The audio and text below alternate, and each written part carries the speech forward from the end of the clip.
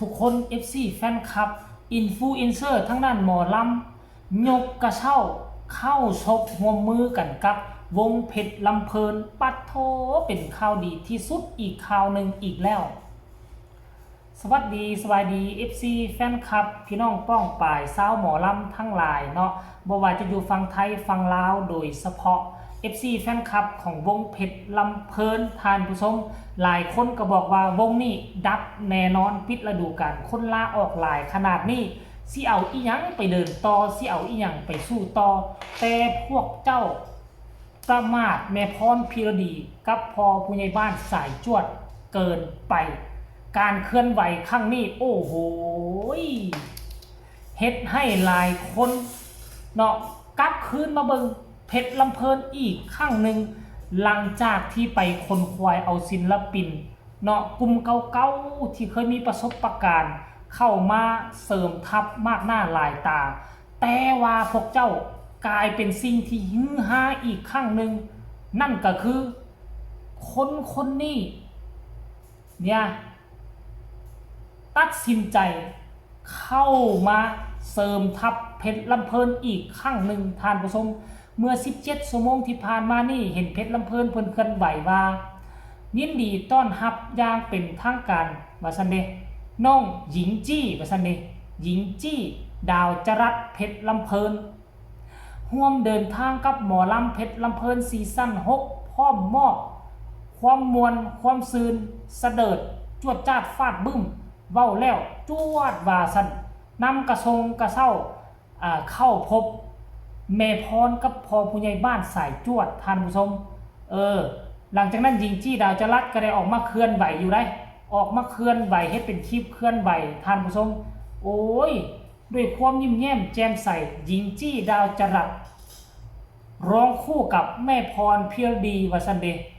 ราชนีลำเพลินฝากพ่อแม่FC ติดตามผลงานพวกเฮาหมอลำเพชรลำเพลินนำเนเดอร์เจ้าสันแฮกแท็กหมอลำเพชรลำเพลินซีซั่น6แฮกแท็กหญิงจี้ดาวจรัสฟ้าพรเพียรดีราชนีลำเพลินแฮกแท็กผู้ใหญ่บ้านสายจวดท่านผู้ชมเอ้ยก็ถือว่ายังบ่ทันเปิดฤดูกาลและก็บ่รอซ่าขั้นกรณีว่า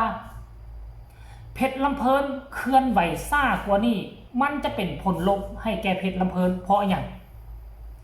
อันที่หนึ่งเจ้าภาพเจ้าการเจ้างานผู้ที่จองตัวไว้แล้วผู้ที่เซ็นสัญญากันมีสิทธิ์ที่จะยกเลิกสัญญาได้เพราะว่าเห็นวงของเจ้าล่อยหล่อศิลปินลาลงบ่เห็นการเคลื่อนไหวแต่ยังโชคดีสมองไวของพ่อผู้ใหญ่บ้านสายจวดแม่พรพิรดีปิดฤดูกาลไปเพียงแค่2 วันเคลื่อนไหวทันทีคนควายฮับเอาศิลปินมาเสริมทัพปัจจุบันนี้เกือบ10 กว่าคนแล้วคุณภาพคับแก้วแต่ละคนนี่ว่าตามชื่อว่ามีประสบการณ์อย่างน้อย5 ปีขึ้นไปแล้วพวกเจ้าคิดเอาเบิงฮอดมือเปิดฤดูกาลมามันสิบ่จวดจ้าดฟาดบึ้มคือกันกับแม่สุภาพเว้านั่นบ่ท่านผู้ชม FC แฟนครับโอ้โหปีนี้นี่เคลื่อนไหวนี่มาเหนือเมฆคันบ่ปังในปีนี้มันจะไปปังในปีใดมันจะไปบูมในปีใดเนาะเห็นคนล่มยาสู้ข้าม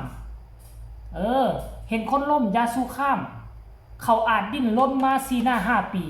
ยาสู้ไปคิดว่าคนเฮามันจะบ่มีมือฟื้นขึ้นมาได้คนเฮาน่ะแรกเฮาก็ต้องเฮียนไปก่อนเฮียนยางเฮียนคานเกิดมาบ่มีไผยางเป็นบ่มีไผแล่นได้คนเฮาเกิดมากะนอนเอแล่ก่อนเริ่มตั้งโตขึ้นโกงโก้หลังจากนั้นล่ะก็เริ่มคุเข่าขึ้นนั่งแล้วก็เริ่มคานไปหน้าคานแล้วก็เริ่มยืนขึ้นได้ก็ยังยางบ่ทันได้ยืนขึ้นได้ก็ลายมือต่อลายมือก็เริ่มยางเป็นแล้วก็แลนฮอดขั้นตอนที่แลนคือขั้นตอนที่ประสบผลสำเร็จวงเพชรลำเพลินก็เป็นคือกันกับคนเฮานี่แหละข้าเอามาเปรียบเทียบใส่กันรายละเอียดให้ทุกคนไปส้มคลิปนี้พร้อมๆกันซะก่อนเนาะแล้วจึงมาพ้อกันส้มแล้วพวกเจ้าเห็นแล้วมีคำคิดคำเห็นแนวใดแล้วคอยมาเว้ากันในช่วงต่อไปส้มพร้อมๆกันเลยทุกคนกับพ่อกับแม่ยินดีต้อนรับจริงจี้ เขามาเพชรลำเพื่อนลูกจากนี้ไปก็ขอให้หนูสารฝันของตัวเองให้ถึงฝั่งฝันลูกแล้วก็หนูมาเสริมทัพแล้วก็มาซอยพ่อกับแม่มาสร้างสิ่งใหม่ๆและสิ่งหลายอย่างที่หนูอยากมาสารฝันตรงนั้นขอให้หนูถึงฝั่งฝันแล้วก็พ่อกับแม่ก็อาศัยหนูก็อาศัยพ่อกับแม่ต่างคนต่างร่วม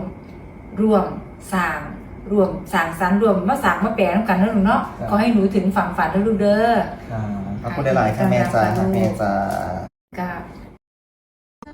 สาวยิงจีมาหอดแล้วบ่มีแนวฝากตอนพีมีแต่ใจดงหนีมาฝากตอนเพิ่นปูฟังซะแล้วสวัสดีพี่น้องฟังพายค่ะสุปูสุคนค่ะมิดหมอแคนแฟนหมอลำค่ะคลิปนี้ค่ะอยากจะขอฝากเนื้อฝากตัวค่ะเป็นหมอลำสาวน้องไม้ค่ะสังกัดหมอลำเพชรลำเพลินในฤดูกาลที่จะถึงนี้6970นี้นะคะจังไรแล้วก็ขอฝากหญิงจีคนงามๆคนสวยๆนี่เด้อพี่น้องจ้าหักแพงหญิงจีในเด้อในฐานะหมอลำสาวน้องไม้ของวงการด้วยค่ะพี่น้องจ้าช่วยเป็นแรงเชียร์เป็นแรงใจซัพพอร์ตให้กับหญิงจีทุกๆผลงานในเด้อจ้าพบพอกันแน่นอนค่ะหญิงจีดาวจรัสฟ้าหมอลำเพชรลำเพลินเพชรลำเพลิน นี่นะท่านผู้ชม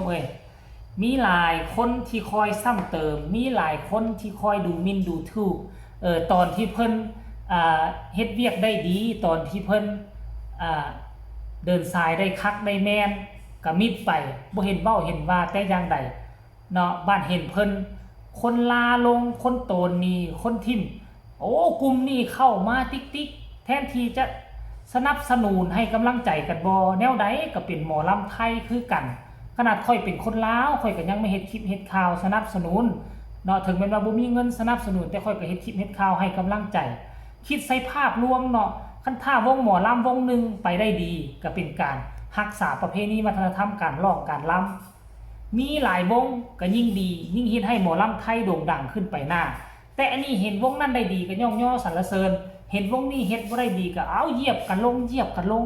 มันก็เป็นภาพที่ค่อนข้างว่าบ่อยากให้เห็นบ่อยากให้เฮ็ดแบบสั้นนะท่านผู้ชม FC แฟนคลับเนาะอันนี้ก็คือเรื่องราวที่มันเกิดขึ้นมูฟออนได้ไวว่าแม่พรพอผู้ใหญ่บ้านสายจวดยิ้มเบิกบานท่านผู้ชมยิ้มหน้าเบิกบานโอ้ยเห็นแล้วก็รู้สึกว่าปีที่จะมานี่กล้าการันตีได้เลยว่าเพชรลำเพลินแม่นช่วงขาขึ้นแม่นช่วงบูมน้องธิดาลาวจะได้ห่วมไม้ห่วมมือจะได้ห่วมกันกับศิลปินมากหน้าหลายตามีแต่คนมีคุณภาพบางคนก็ธิดาลาวฮู้บางคนก็ธิดาลาวบ่ฮู้ก็จะได้ฮู้จะได้พบได้พ่อจะได้ห่วมไม้ห่วมมือแลกเปลี่ยนบทเรียนศิลปะการห้องการรำทานผู้ชมอันนี้แหละคือสิ่งที่มันจะได้ตามมาครอบครัวศรีวิไลกะหน้าบานเอาไว้โลดยิ้มเพ้อเวอร์ท่าปีที่มานี่ทั้งเพชรลำเพลินเพิ่นบ่ปะบ่ทิ่มแนวใดเพิ่นก็ต้องได้เชิญไปขึ้นเวทีอยู่แล้วแหละหลานสาวที่ดาราของเพิ่นเด้ท่านผู้ชมเนาะสำหรับคลิปนี้ฝากฝังเอาไว้สำนี้ก็แล้วกันเด้อทุกคนฝากกดไลค์กดแชร์กดติดตามที่สำคัญก็จะกดข้ามโฆษณาท่านใดมีคำตำหนิติชมคำคิดคำเห็นอยากส่องแสงอยากส่งข่าวทางการทำงานหรือว่าอยากส่งกำลังแห่งใจไปให้เพชรลำเพลินก็ส่งมาได้ทางใต้คอมเมนต์คลิปนี้ขอลาทานผู้ชมไปเพียงสำนี้ก่อนสบายดี